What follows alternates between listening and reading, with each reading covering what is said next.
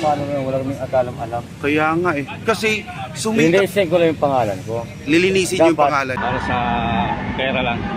Pera, magkano po ba ang pangako sa inyo? 1,000. 1,000 kapalit ng pagkirali na suporta kay Pastor Apollo Kibuloy. Hindi po, lilinis ko lang pangalan ko. Opo. Ginuha kami dito sa mga kasamahan ko. Pero para siraan na yung pero wala namang kasi pinapiran laban. Oo. Kaya kami 100. Binigyan kayo ng pera ng 100 Oo. para siraan yung rally. Parang ganon. Sino nagbigay sa inyo? Sa alam ko, kalbo yun eh. Tapos yung assistant niya, si Edgar. Ang sisihin dyan, yung kumukuha ng video. Yan yung nag-vlog. Oo. Diba? Kasi hindi naman sana kami sasama dyan kung hindi siya nagsabi. Gusto ko lang mali sa pangalan ko. Dapat humarap din siya. Oo. Kasi kumakalat din yung kayo sa social media, diba? Pati sa pamilya ko, yung hiya na nga ako eh. Diba? Dapat yung vlogger para yung yung assistant niya, si Edgar yung naalala ko. Edgar ang kanyang assistant? Oo. Tapos in-interview kayo? Oo. Anong pagkakasabi sa inyo para... Sasabihin na babayaran kung magkano, taga saan, ganyan. Pasiraan lang. Oo. Anong sinabi nyo para manira daw? Binayaran kami, ganyan. Sa rally? Oo.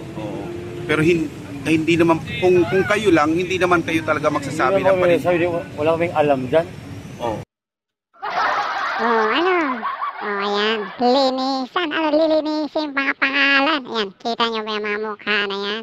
Nagbabiral yan. Patapos yung ginagawang rally, prayer rally na taga-suporta ni Pastor Apollo Kibuloy. Sinasabi nila na binabayaran daw yung mga rallyista. Ini-interview yan nung vlogger. Sabi na nga, vlogger na kalbo daw eh. So, yun paparinig ko lang sa inyo yung kunting interview nung mga nagbabiral na video ngayon na interview daw sa kalbo na vlogger. Kaya panoorin natin, konti lang. Para sa pera lang. Pera, magkano po ba ang pangako sa inyo?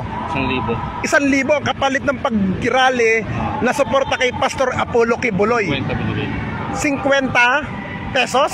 Pero hindi natupad yung 1,000. Hindi po. Taga saan po ba kayo? Payatas. Payatas pa. Kulang pa po yung 50 peso pamasahe mula Payatas. Salamat po, kuya. Yan. Haring natin So, galing pa sila ng Payatas. Yan So, malinaw. Nagaling pa sila ng Payatas. Kanina po, nakita ko po kayo dun sa grupo po ninyo. Nagagalit po kayo, nagwawala kayo. Kasi nga, ang sabi nyo, nasaan na ang bayad sa atin?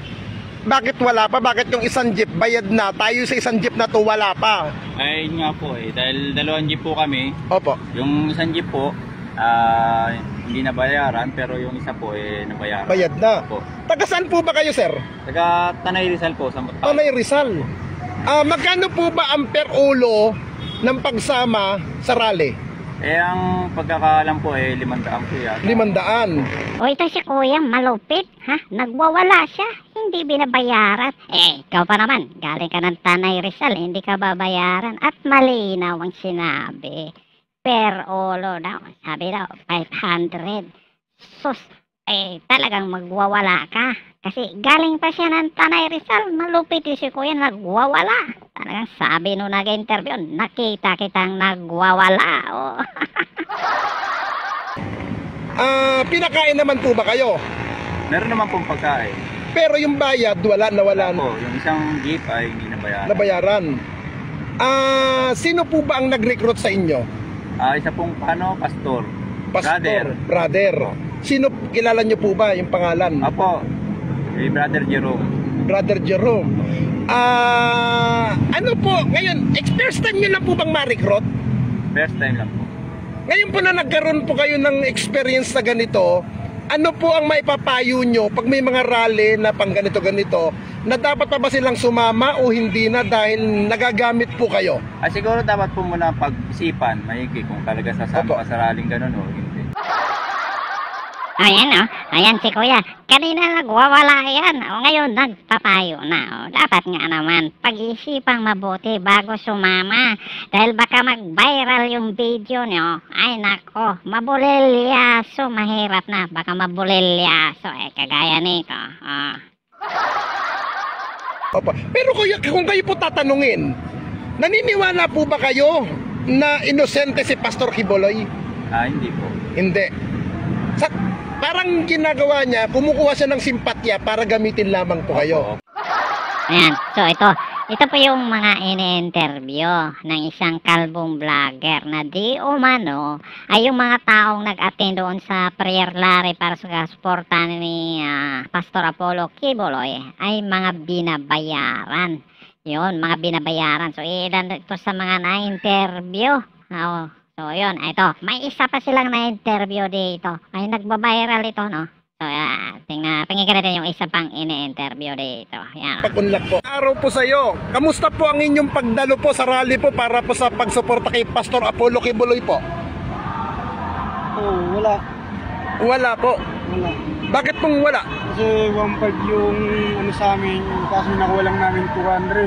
200 pesos. Taga saan po ba kayo? Kapayatas. Taga Payatas po. Kuya, meron po ba kayong ipinaglalaban sa rally pong to? Wala. Ibig sabihin kuya, ang kapalit ng napagsama nyo sa rally ay pera. Yun lang. Wala kayo talaga ipinaglalaban. Okay. Ayan, pera-pera lang. Ayan na. So ilan lang po yan siya na-interview nung kalbo na vlogger, no?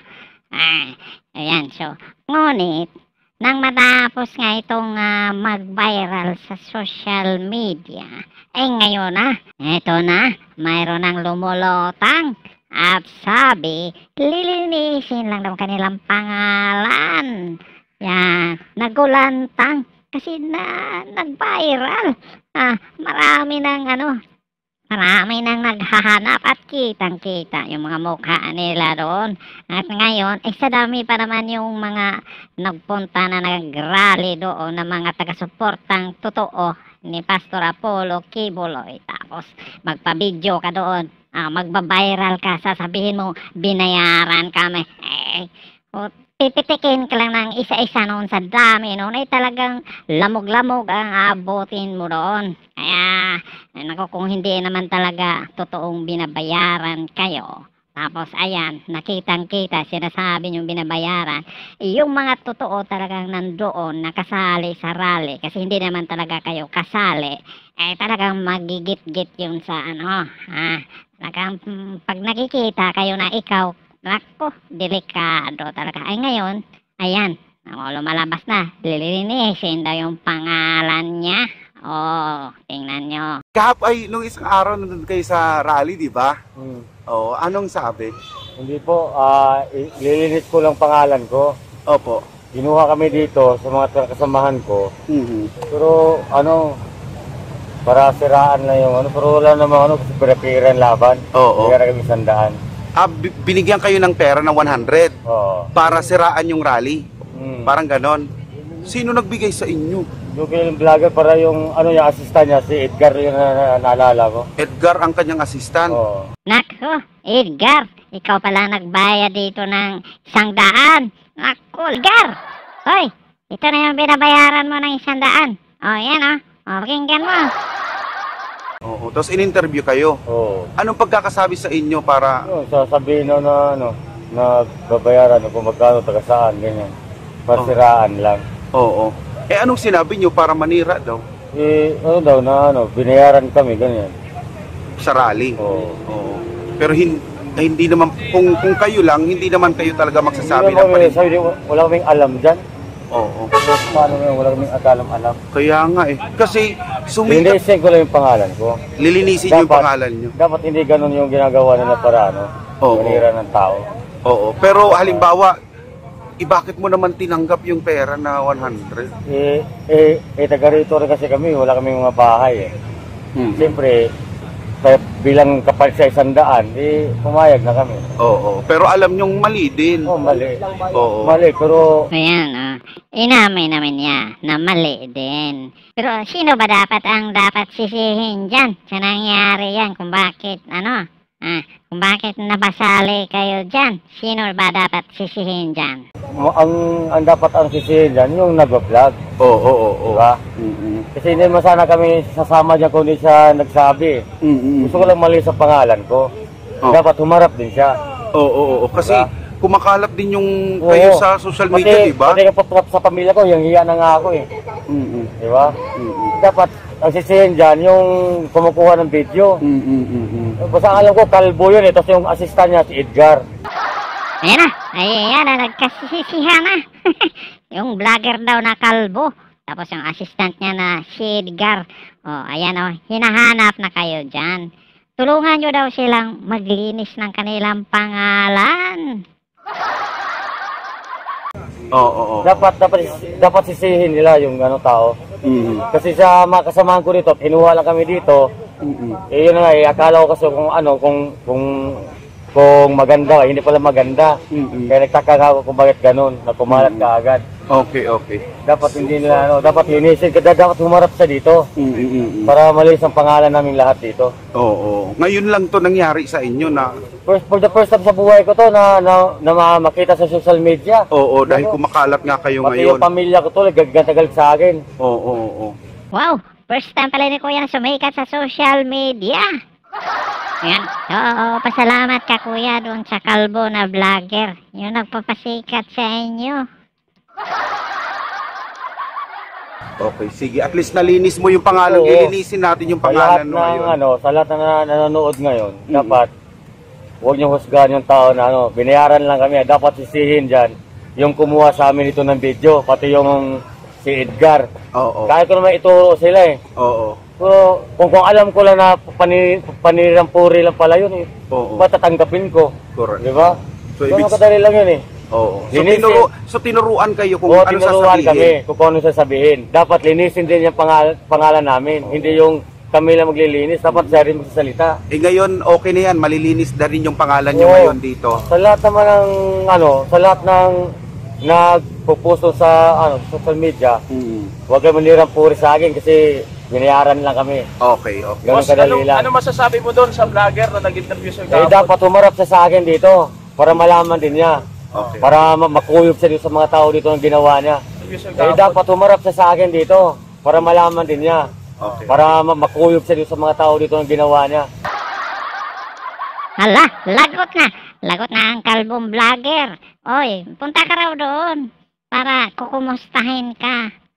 Kukurot-kurotin ka sa mga taong pinagbayaran mo roon. Ginagamit mo.